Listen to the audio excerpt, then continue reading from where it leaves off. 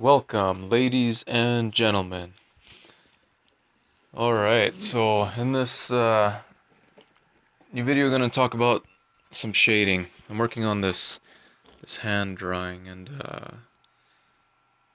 I got to a point where I figured, you know what, I should make a video. So,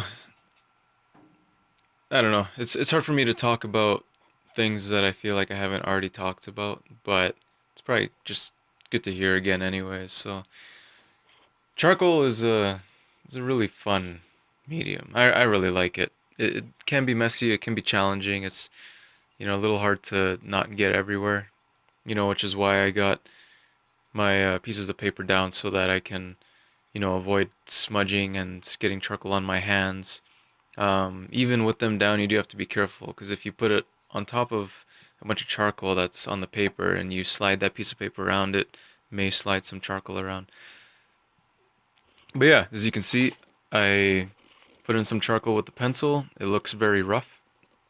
It's not the word I want to use is possible. I guess it isn't possible to put charcoal on paper without it looking looking sketchy or grainy. Grainy is the right word. So you have to smudge it out if you want to smooth it out. Sometimes, maybe the kind of artwork you're doing is suitable or grainy charcoal is suitable for it. But in what I'm trying to do here and creating a very smooth texture and a realistic texture, I have to smooth it out. So that being said, I need to use these stumps.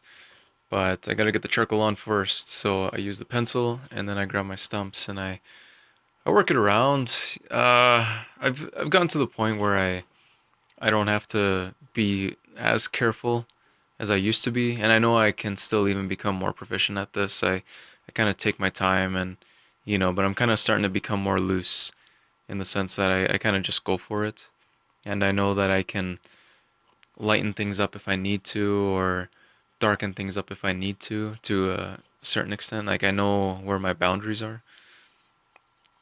Well, I most of the time I do. Sometimes I just go too dark in an area and then I can't lighten it up as much as I want and then I just got to deal with it, you know? One way to fix that is just to darken everything else around it, but if we can avoid that, the better. So you can see where I've put in my light uh, outlines with the graphite pencil for the hand. I didn't put in too much detail, like where the knuckles are and everything, so I'm kind of just eyeballing that as I'm going along. Right now I'm just kind of looking back and forth at the reference and making sure I'm kind of getting the tones right, shaping the hand.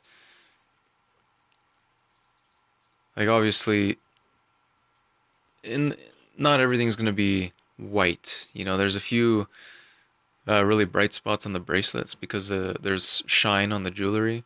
So that's white, but for the most part everything else has got some kind of a gray hue to it. Just because, if it was a color drawing or a painting, it wouldn't be white. It would be a very light skin tone. So, anyways, I'm working in those grays, and you can kind of see on the back of the hand, I'm kind of shaping where I don't know the right bone names, but the bones, like the back of your hand, you got those tendons kind of lining it out, and you're creating different kinds of shadows and depths to it. So I'm slowly working those in. I'm not being too aggressive, just putting in some very light gray tones, just building it up a bit at a time. I'm kind of shaping those knuckles on the hand there, nice and slowly. The jewelry was very interesting to do. It was actually I can describe to you pretty quickly how I did it. I just kind of looked at all the very dark black spots. I put those in first, and then I just grabbed a stump and I started making the gray tones. But then I had to go back with a sharpened pencil, very sharp, and put in some of those really black details. Because that's the thing with shiny objects, there's typically a lot of very bright white where you can see the light really reflecting off of it, and then there's also very sharp blacks, just showing how that piece is reflecting the blackness of the environment around it. So yeah, here again, I'm still building up the tones in the back of the hand, creating that shape. I have two stumps on the page, as you can see. I got the one that's very dark and dirty. I use that one for, smudging around the very dark tones, or if I put the charcoal down, then I'll use that one right away, just because I know it's already dirty and messed up. And then I have the other stump that I was using to soften things out, create kind of a gradient. So there I needed a bit more of a shadow, so I built that up, used my dark smudger to smudge it out, still smudging it out, getting in there. There's actually still a few small details I need to work out in that bracelet, but I kind of want to get a bit more ahead in the drawing just to see how it looks overall. And actually what I was doing while I was filming this is it's not enough to look at your drawing and compare it to the reference. And I've said this before, and it's just such a good tip. It works so good. I was actually looking at the image on my phone as it was recording. If you take a picture of your drawing and compare that picture of your drawing to your reference photo, you're gonna notice so much more. For some reason, everything just stands out that much more. So I spent a lot of time just looking at the image on my camera, and I could just see areas that were lacking tones or maybe I needed to take away, and that's why you see me kind of go back and forth in a few areas. I kind of choose a section that I'm working on, and right now it's, kind of the meat of the hand, the back of the hand and the palm area. Before I move on to the fingers, I got the thumb in there just because, it's kind of an easy detail to draw in. But I choose a section, and then I work in that area, and I get it done to, a degree of completion that I'm satisfied with. Maybe it's 95% complete, but the only reason why I move on is because it's not that clear to me what it's missing or what it needs to be 100%. But I know that as I work on the rest of the drawing, all of that will kind of become apparent.